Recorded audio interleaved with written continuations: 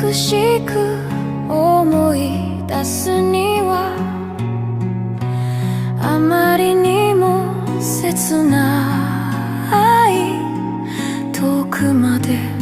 歩いてきた後で君を置いてきた胸が張り裂けそうになる君の愛と優しさを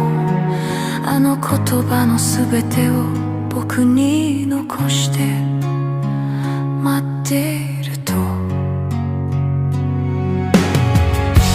し君が戻ってきたなら僕は何と答えるだろう二人がまた出会える道はまだ残ってるのかな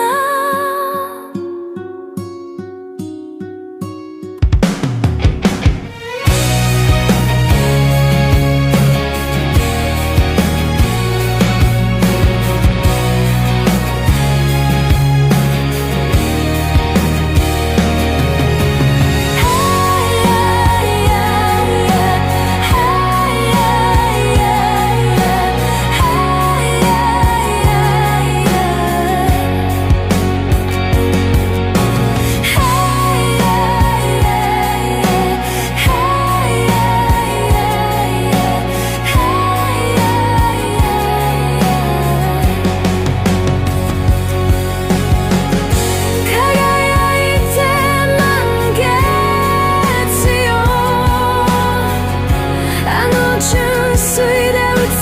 美しい